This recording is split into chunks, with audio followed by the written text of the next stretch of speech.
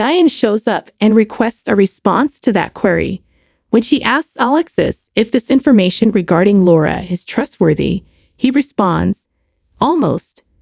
Diane says she'd like to know more, having been on the receiving end of the hook herself.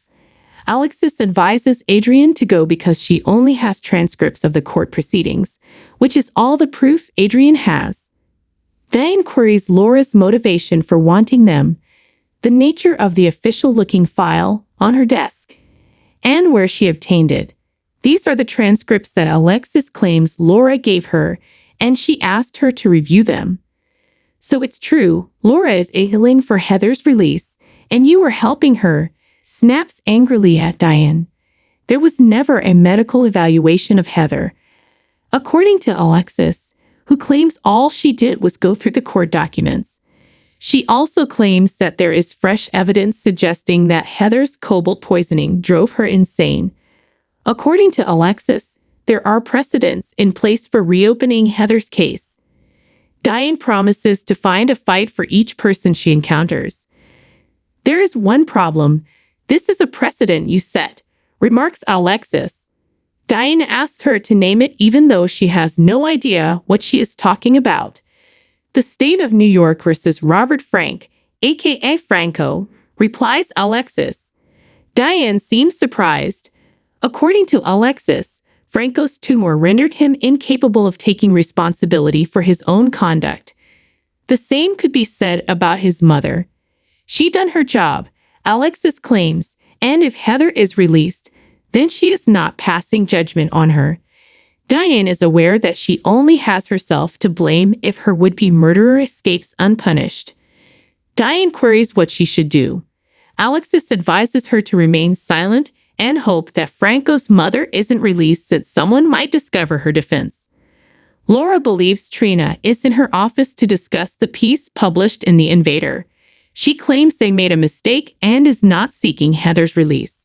Because Trina knows her well and is aware of Spencer's admiration for her, she is curious about her plans. Laura acknowledges that she's feeling a lot of pressure at this point. Trina claims that on behalf of every victim, she seeks clarification. She is aware of the metalysis already. Laura claims that the invader misrepresented her actions and that all she did was request court documents. Trina queries if Laura would have preferred for Heather to be freed if her illness had been taken into consideration during her trial. All that's left, according to Laura, are what-ifs. Such what if this disease had been discovered and treated sooner? Would the crimes not have occurred? However, according to Trina, they did occur and 5 people died. Kevin is the one knocking on the door. He believes he arrived in time to cause trouble, but Laura claims that she and Trina were occupied conversing. Trina claims that's not required, but considering her future essay in The Invader, he believes it is. Kevin claims that Trina will comment on Laura's attempt to release Heather in a promo for The Invader. Trina is adamant that she never conducted this interview. When the papers sought out, she turned them down. Before Trina leaves, she asks Kevin if he believes that Heather's transformation into a killer was brought on by the metallosis. Although her mother pushed for Trina's removal of the metallosis when it was discovered, he claims it's a complex case. As a result, Trina's mother is now feeling guilty. Though she makes the decision to go, Trina vows she won't be doing any interviews. Kevin is somewhat to blame for this, as he initiated the inquiry by asking Alexis if there was a precedent for reopening Heather's case. He had no notion that it would put her career in danger. Laura claims she doesn't hold him responsible and that she must act morally for Heather and the rest of the Port Charles community. Laura also notes that although Portia gave Heather medical attention, she failed to consider the long-term effects of the poisoning. Although Laura acknowledges that she does not think Heather is totally innocent, she does think Heather deserves a fair trial. She encourages him to keep it in mind when everyone is aiming for her head when he replies that he knows. Heather is taken outside to greet her guests at Pentonville, but she doesn't know him.